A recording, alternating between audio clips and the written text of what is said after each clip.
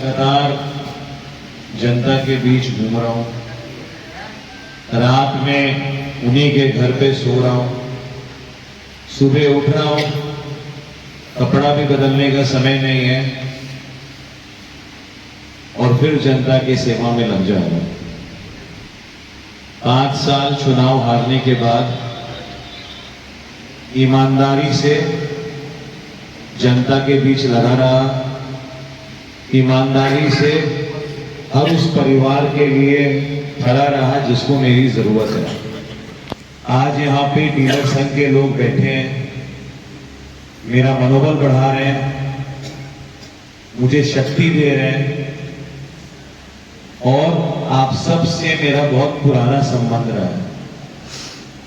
यहाँ बहुत सारे ऐसे लोग हैं जिनको मैं नाम से पहचानता हूं, जिनके साथ मेरा उठना बैठना है, और बहुत ऐसे लोग हैं जिन्हें मैं जानता नहीं हूं, अगर फिर भी वो मेरे पास मदद के लिए आए हैं तो चाहे प्रतिमा मैडम को फोन करना हो, आपकी जो एमओ है, चाहे एसडीएम साहब को फोन करना हो, चाहे डीएम नोटिस किया है उनको कॉल करना हो, बिना किसी पद पे रहे हुए आप लोग के लिए संरक्षण का काम किया।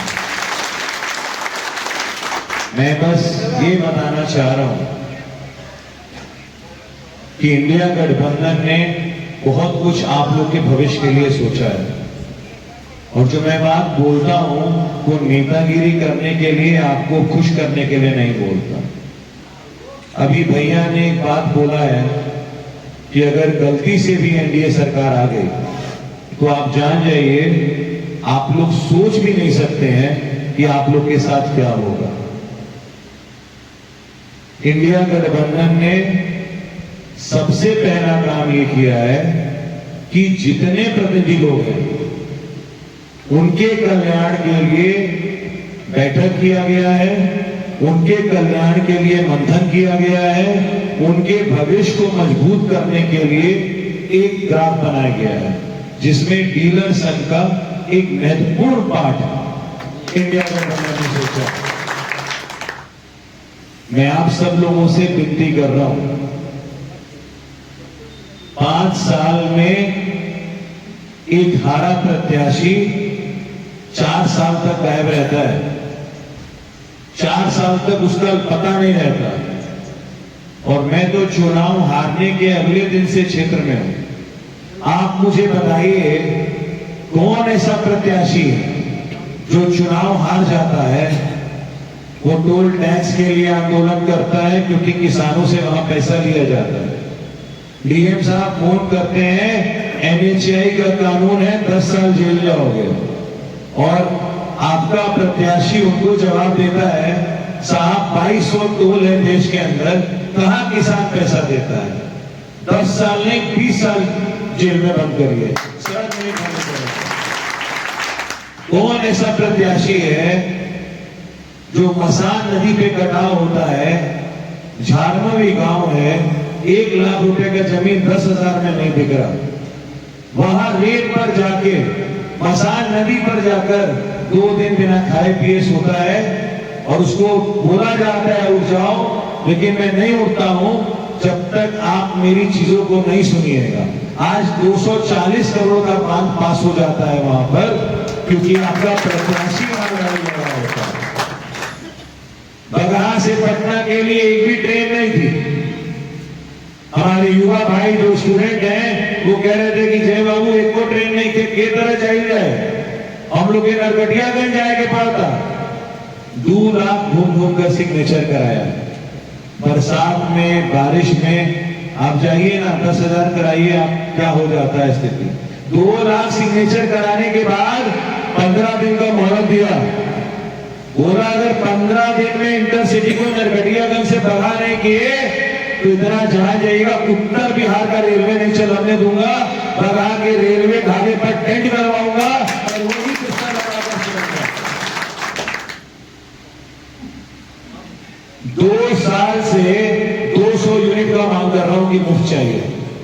पिछले राज्य में हम लोग आते हैं, दिल्ली में 300 यूनिट फ्री, राजस्थान में 220 यूनिट फ्री, हिमाचल में 210 यूनिट फ्री, झारखंड में 180 यूनिट फ्री, अब बिहार में 0 यूनिट चक्रवर्ती ब्याज एगो नया खूबचूसवा मीटर लगा 12,000 लोग को सड़क पर लेके गया। बगहा के लोग हंसने लगे, जय सिंह पकड़ा गई बा, बिहार के मामला बा, अब बगहा में लड़ता कि बिजली को बगहा खाते तो हुई। जब 12,000 लोग सड़क पर गए और मैं पानी नहीं पिया तो डीएम साहब फोन करके बोले हम लोग स्मार्ट मीटर अभी रोकेंगे और आपका आवेदन हम लोग भेज रहे हैं सरकार को कि इतनी बड़ी समस्या है। उस आंदोलन को देखकर तेजस्वी यादव जी मुझे बुलाए, अखिलेश सिंह मुझे बुलाए और बोले इसको सरकार अपनी मैनिफेस्टो में लिखेगी। बगहा की आवाज पूरे बिहार तक गूंजी है। और जो नीतीश कुमार जी बोलते थे कि बिजली कभी फ्री नहीं किया जाएगा, आज उनको 5वें साल जब चुनाव आ गया तो मजबूरन 125 यूनिट बिजली बिल माफ करना पड़ा, वो भी बगहा के कार्यकर्ताओं के कारण। अगर मन में ईमानदारी हो और चट्टान की तरह यादें हो तो दुनिया की कोई ताकत आपको रोक नहीं सकती है। मैं आप सब लोगों से बस एक बात कहना चाहता हूं, आप डीलर बाग में हैं, पहले बगहा के बेटे हैं और बगहा के मिट्टी में आप लोग बने हैं। 5 साल में अपने अपने पंचायत में मुझे सच बता दीजिएगा कि 5 काम अगर राम सिंह जी किए हो, अभी माइक रखकर अपने गाड़ी में बैठकर चला जाऊंगा। 5 काम किए हो तो मुझे बताइएगा। नहीं किया है सर। मैं आप लोगों से विनती कर रहा हूं, पहली बार एक बगहा के बेटे को टिकट मिला है, सारे गांव में हल्ला है, बाहरी भगाओ बगहा बचाओ। क्या बगहा के बेटे को विधायक बनने का अधिकार नहीं है? क्या हर बार बाहरी लोग ही विधायक बनेगा? मैं मिथिलेश सर को धन्यवाद देता हूं कि मुझे इस योग समझे कि आपने मेरा समर्थन करने का संकल्प लिया। और मैं वचन दे रहा हूं डीलर संघ के लोगों को, आपके ऊपर कभी कोई आंच आता है तो पहला व्यक्ति आपके संरक्षण में खड़ा होगा, उसका नाम जय सिंह है।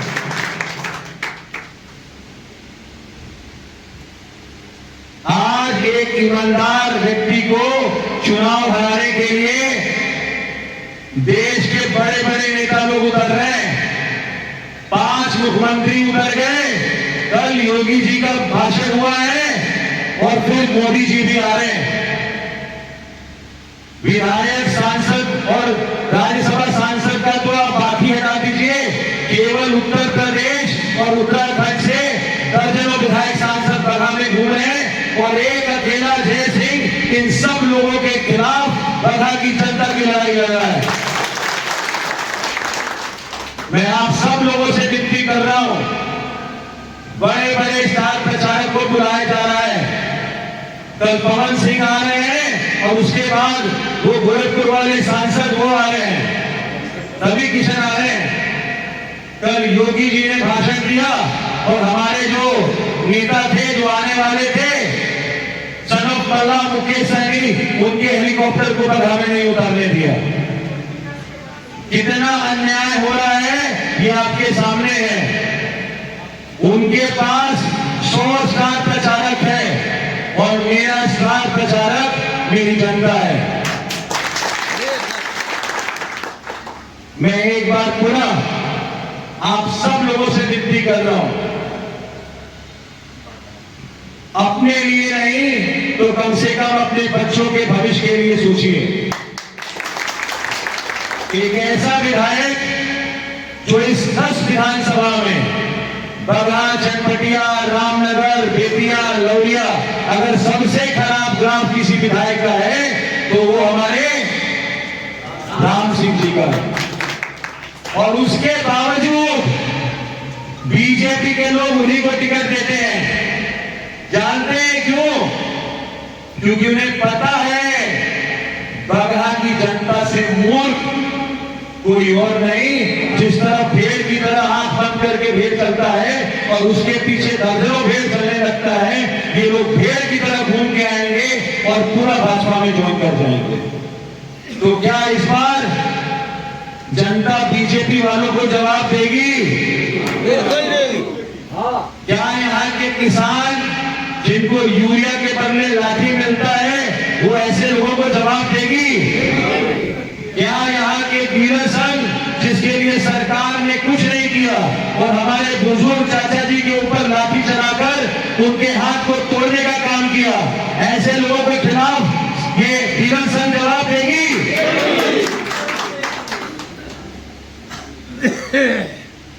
सवाल आपके सामने है, मैं ज्यादा कुछ नहीं बोलूंगा। आज एक और परिवार के सदस्य के रूप में मैं डीलर संघ में अपने को जोड़ना चाहता हूं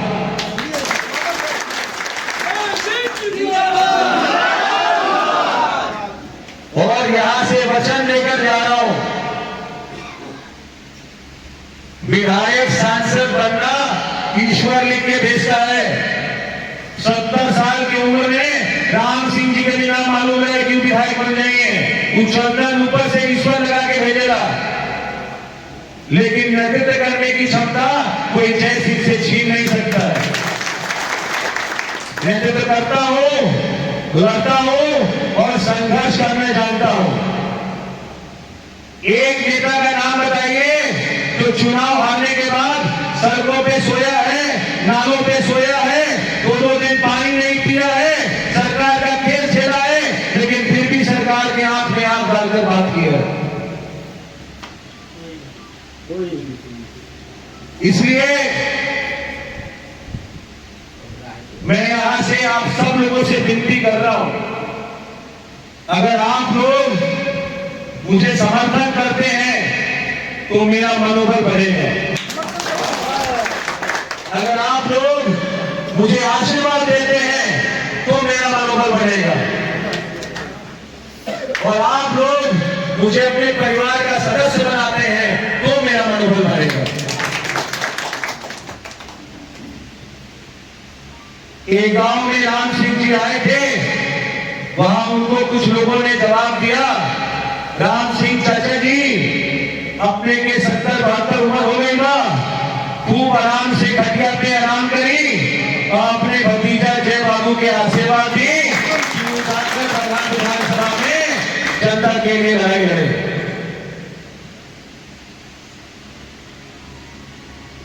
अगर मुझे ईश्वर के आशीर्वाद से ताज मिलता है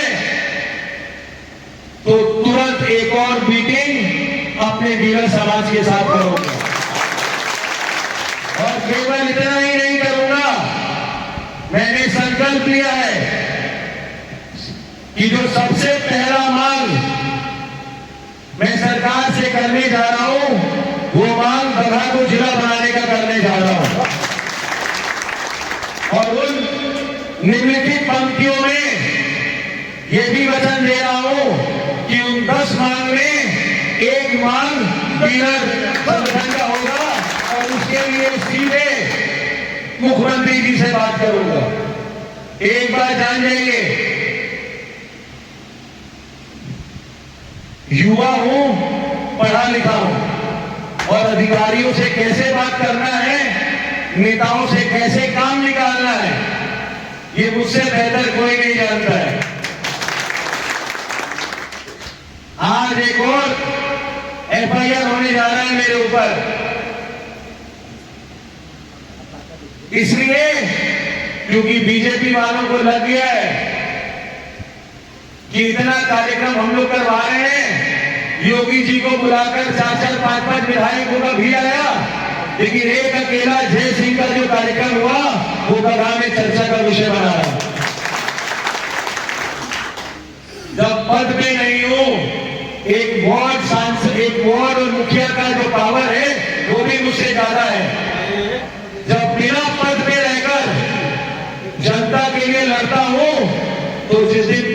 दीजिएगा तो सोचिए प्रधान को कहां लेकर चलाना होगा। आप सब लोगों से हाथ जोड़ के विनती कर रहा हूं कि एक बार आप लोग एकजुट होइए।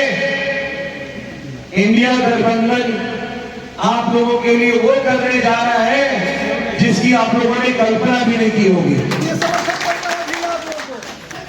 और अगर एक डीलर चाह गया तो मैं जानता हूं कि उसका जुड़ाव समाज के साथ क्या है। और यहां बैठा एक ऐसा व्यक्ति मुझे बता दे कि मैं जय बाबू के पास आया हूं, आप तो सामने ही बैठे हैं ना, मैं जय बाबू के पास आया हूं और जय बाबू ने मुझे मदद नहीं की हो। और यहां बैठे 20 लोगों को मैं खड़ा कर दूंगा कि जिसके लिए मैंने एक प्रतिनिधि होने के नाते, मैं ये नहीं बता रहा कि मैंने बहुत बड़ा काम किया, एक प्रतिनिधि होने के नाते उनका मदद नहीं किया।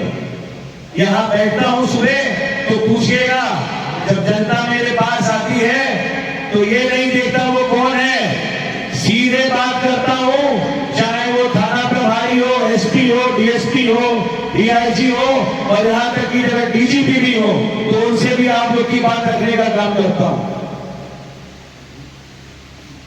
अधिकारियों को भी पता है, ईमानदार है, लड़ता है, उनको बोलता हूं कि वैसे तो अकाउंटेबिलिटी आप कीजिए, कहीं पर स्पीक टू द अथॉरिटी।